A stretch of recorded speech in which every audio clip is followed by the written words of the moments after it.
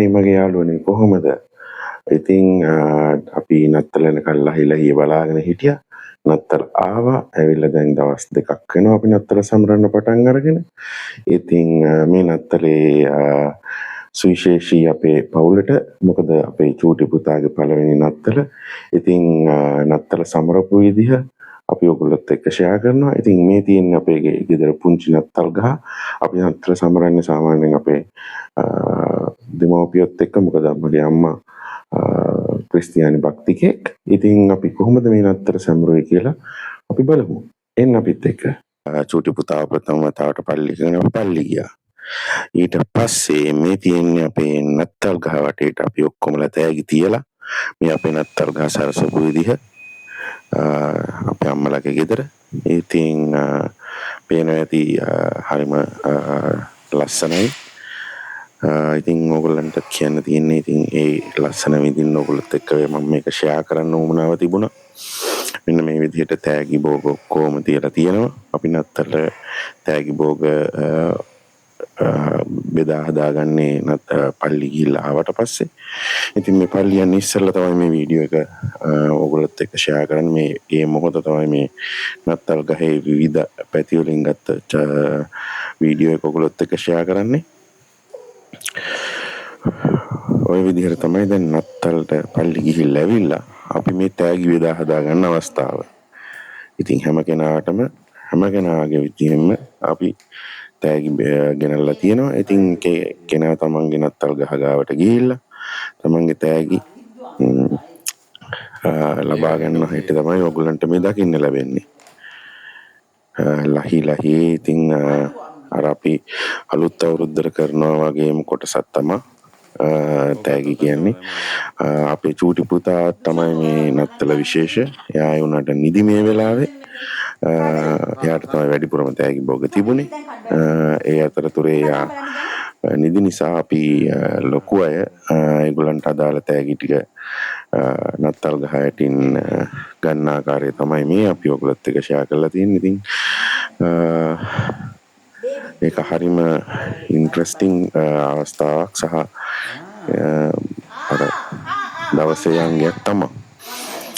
ඉතින් ඔය විදිහට තෑගි බෙදා හදාගන්න ඔක්කොටම යන්න බැරි හින්දා ඉතින් කවුරු හරි මූලිකත්වය අරගෙන තෑගි ටික නන් ටික බලලා බෙදලා දෙන. මේ මගේ තෑග්ගක් ඊළඟට තාත්තගේ ඊට පස්සේ අම්මා වෙන්න ඕනේ. ඔය විදිහ තමයි ඉතින් අපි තෑගි බෝග බෙදාගන්නේ. ඒක හරිම මේ සතුටුදායක අවස්ථාවක්. ඉතින් නත්තල කියන්නේ සාමය සතුට. අපි හැමෝම බෙදා හදාගන්න මොහොත. මම දන්නවා මේ අතරතුරේ අපේ සහෝදරයෝ පිරිසක් ඉන්නවා. නත්තලට සමහර විට ගෙවල් යට වෙලා ඒ වගේ ගැටලු කාරිතත්වයන් මුහුණ දීලා. නමුත් අපි විශ්වාස කරනවා ඒගොල්ලන්ටත් ඒ හැම දෙයකම මේ සහායනය ලැබිලා ඒගොල්ලන්ගේ දේවල් කරගන්න ලැබෙන්න කියන ප්‍රාර්ථනාවත් එක්ක තමයි අපි මේ නත්තල සමරන්නේ. අපිට පුළුවන් ආකාරයෙන් අපි මේ ගොල්ලෝ වෙනුවෙන් දේවල් සූදානම් කරා. ඉතින් අපි ප්‍රාර්ථනා කරනවා ඒගොල්ලන්ටත් නත්තල සුබ වෙනකම්. මෙන්න අපි පුංචි පුතා නැගිටලා ඉතින් එයාගේ තෑගි බෝග ටික ලිහලා ගන්න අවස්ථාව. සීයයි අත්තම්මයි සෑහෙන තෑගි ප්‍රමාණයක් අරගෙන තියෙනවා. පුතාට තෑගි ගොඩයි. ඉතින් ඔහොම තමයි චූටි පුතා තෑගි ටිකත් එක්ක සෙල්ලම් කරන්න පටන් ගන්නෙ. තාම සුට්ටක් නිදිමතේ. එයාට වාහනද තෑගි ගොඩක් එයාටයි සුවිශේෂී. මොකද එයාගේ පළවෙනි නත්තල ගිය පාර නත්තල සමරනකොට එයා අම්මගේ චූටි බඩේ හිටියේ. දැන් අද ඇවිල්ලා එළියට. එයාගේ පුතුම නත්තල. එයාට හැමදේම නවුම් අත්දැකීමක්. ඉතින් ඒ අත්දැකීම් විඳින ආකාරය තමයි ඔයගලන්ට බලන්න හම්බෙන්නේ.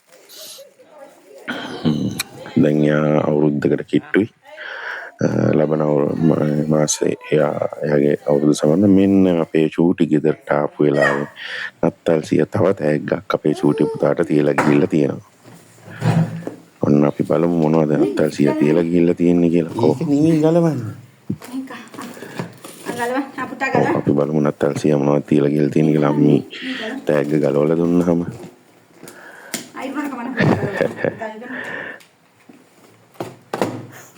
ඉතින් යාට ටැග්ගක් ගලව ගන්න තරම් එහෙම දැනුමක් නෑ පුංචි පුතෙක්. ඉතින් එයාට මේ හැමදේම ඔන්න එයාට ලැබිලා තියෙන රොබෝ කෙනෙක්ව. එයාගේ ප්‍රථම රොබෝ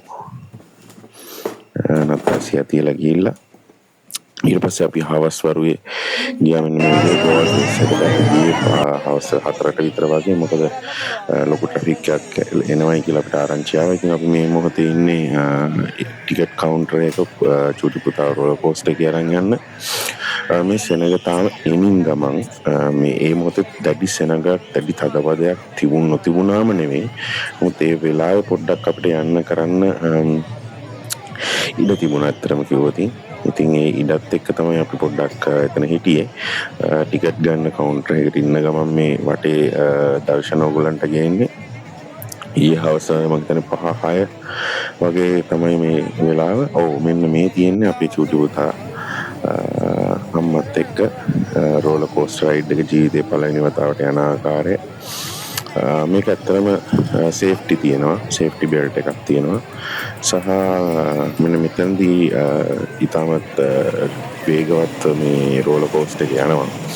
ඉතින් මේ රයිඩ් එක යන්න කවුරු බලාපොරොත්තු වෙනවා නම් ඉල්ලන්න තියෙන එකම දේ තමයි දරුවව වම් පැත්තේ කොනෙන් නෙවෙයි දකුණු පැත්තේ කොනෙන් තියන්නේ. එතකොට දරුවා ඕගොල්ලන් කියන්නේ පුංචි දරුවෙක් චූටිම දරුවෙක් න අනිත් දරුවන්ට ගැටලුවක් නැහැ. පුංචිම දරුවෙක් නම් අම්මා වම් පැත්තේ ඉඳගෙන දකුණු පැත්තෙන් දරුවව තියාගන්න එක තමයි සුදුසුම. දරුවා ඔඩොක්කුවට ගන්න එකත් මම නම් රෙකමන්ඩ් කරන්නේ නැහැ.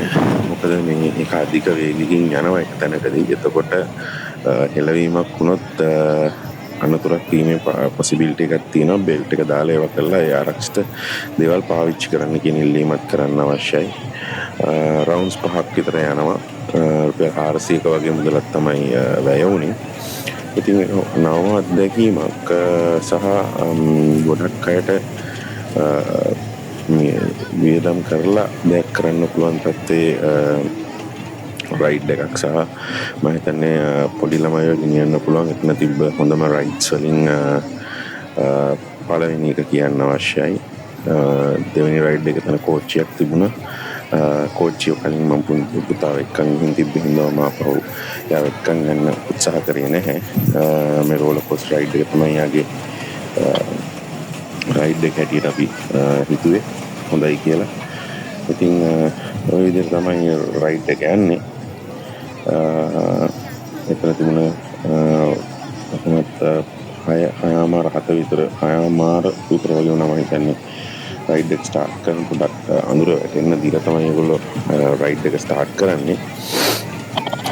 ඉතින් ඔය ආකාරයට රයිඩ් එක යනවා. ඔය ඉන්නේ අපේ පුතා බිස්කට් එක කන ගම. ඔය විදිහට තමයි රයිඩ් එක දිගට යන්නේ. කොහොමත් හොඳ අත්දැකීමක් දරුවෙක්ට මම හිතන්නේ. මොකද ටිකක් කුතුහලය පොඩි ත්‍රාසජනක අත්දැකීම ඒවා විවිධ දෙන්න ඕන කියන තැන මම විශ්වාස කරනවා පුංචි කාලේ ඉඳලම. එතකොට එයා ලොකු වෙනකොට එයාට ඒ වගේ දේවල් වල අත්දැකීම් තියෙන නිසා ජීවිතේට මුහුණ දෙනකොට මම හිතනවා හොඳ පන්නරයක් ලැබෙනවා කියලා මේ වගේ දේවල් කිරීමෙන්. මේකෙන් අපි දෙන්න හැමතිස්සෙම බලන පුතාට පුළුවන් මොහොතේ එක්ස්පීරියන්ස් එකක් දෙන්න. ලයිෆ් එකට යාට ඒ දේ අලුත් දෙයක් නොවෙන්න. ඉතින් ඔන්න ඔය විදිහට තමයි රයිඩ් එක ඉවර වුණේ. ඉතින් අපි බලමු ඊළඟට මොකටද යන්නේ කියලා. ඊළඟට ඔයගලන්ට පේනවා ඉතින් ඔතන තියෙනවා ලයිට් පත් වෙන ස්පයිඩර්මෑන් කෙනෙක් ඉන්නවා. මේ පොළෙම ඉන්න අවස්ථාව ඉතාම දිග පොලිමක් තිබුණා. මම හිතන්නේ මම පැයකට ආසන්න කාලයක් පොලිමේ හිටියා. ඔය එහා පැත්තෙන් ඔයගලන්ට පේනවා ඉතින් සයිඩ් එකෙන් ඒකත් රයිඩ් එකක්. ඔය දැන් ටිකට් එක ගන්න කවුන්ටරේ ළඟටම ආපු වෙලාව. මම හිතන්නේ කනගාටුදායක කාරණා තමයි මේ රයිඩ් එක යන හැටි. ඒ අතරතුරේ ඔන්න හොඳම මගේ පළවෙනි වගේ එක්ස්පීරියන්ස් එකට මම ගිහිල්ලා වාඩි වෙලා ගත්තේ. ඒක රයිඩ් එක යන අතරතුරේ වීඩියෝ එකක් ගන්න අමාරුයි. මොකද ඒක ඉතාම ත්‍රිලිං රයිඩ් එකක්. ඉතින් ඒකත් එක්ක මෙන්න මේ විදිහට තමයි නැගලා බැලුවම මට පේන විදිය මේ රයිඩ් එක යන්නේ ඉස්සෙල්ලා රයිඩ් එක පටන් ගන්නවත් එක්කම ගත්ත වීඩියෝස් කීපයකින් පස්සේ ෆෝන් එක ඇතුළට දාන්න සිද්ධ වුණා. ඉතින් ඒකයි. ඊට පස්සේ අපි ගියා පොඩි ඩිනර් ඉන්වයිට් එකක් තිබුණා. ලයිට් හවුස් ගැලරි එකේ අපි ඩිනර් ඉන්වයිට් එකට ගිහිල්ලා